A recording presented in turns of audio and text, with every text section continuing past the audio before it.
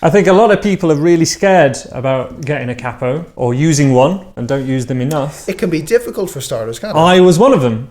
I praise using a capo. I'd recommend every student to get one, especially those that follow my lessons in particular.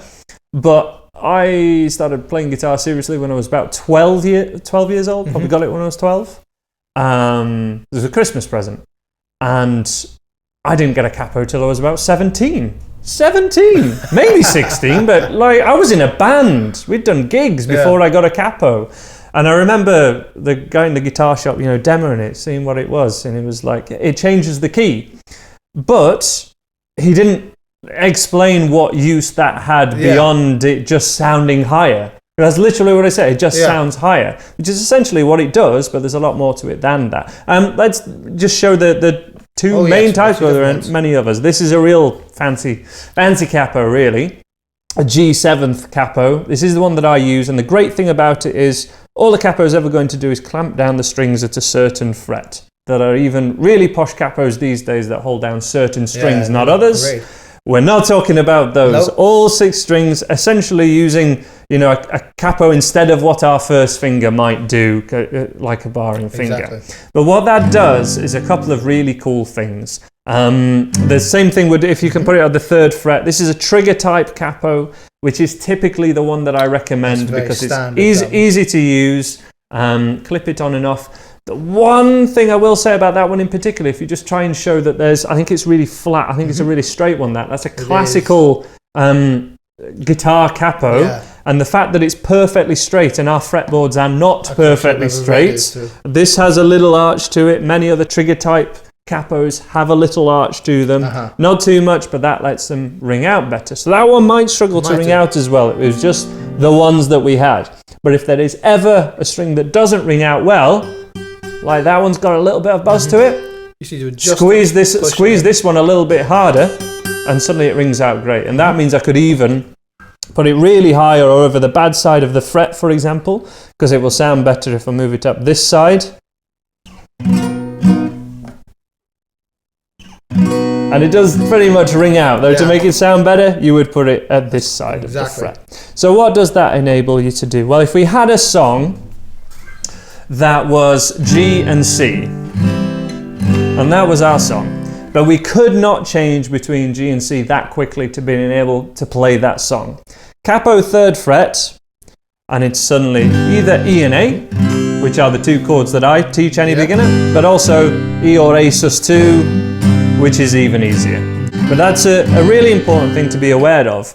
But G is a really guitar-friendly key. G sharp, not guitar friendly at all. Let's play that song that is well known in the key of G sharp. Don't know, but there probably is one. Here I am in the key of G sharp now, and I'm still just playing that standard E chord, and to me it looks and feels the same. The strings are held down even more than, closer to the fretboard than they would be. So again, making it easier to play, easier to press down. And there are a few tricks you were mentioning earlier. You'd like me to talk a little bit about, common things that we can do to play more chords. So the key of E is very common in guitar land, but it has a lot of bar chords or trickier ways to play those chords. So for a lot of songs, we might think of the key of E as you change your chord sheet to be appropriate for the capo at the 2nd fret and a D chord, which you would do by using the transpose feature on a website for songs. There are many of them. I'm not going to mention any particular one, but I think we all know which one we mean. So and that suddenly sounds like an E major chord if you play that E chord. They're the same chord. I think a song that I would play with this would be like James Sit Down. Oh, sit down, oh, sit down. Sit down next to me. And that would be E, A, and B.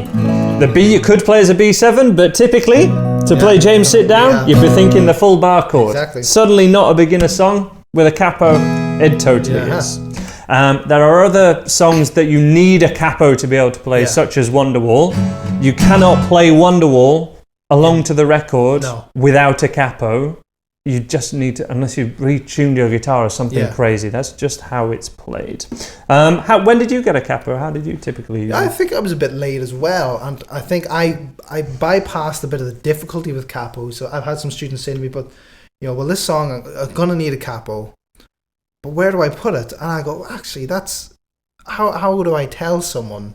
How do I show someone how to know? So I kind of got it a bit later as well. So I was already happy with bar chords and transposing keys and things like that, because I could visualize what the closest of these cage shapes were.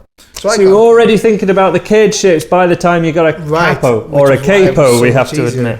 Absolutely. So again, there are songs that you need a capo to be able to play. I think a couple of famous ones like Hotel California would be capo 7th fret. Mm-hmm. Live, they play capo 5th fret to make it easier for the singer, which is a thing that you can do. Another benefit of that. It's otherwise you'd be detuning your guitar if you wanted the key to be lower as a singer typically, whereas if your capo is say 5th fret, you just lower it. The first time I recognised that, that's a trick that I can remember lots, is the key of C, which the chord C, G, that song again that we covered so much in the acoustic guitar episode.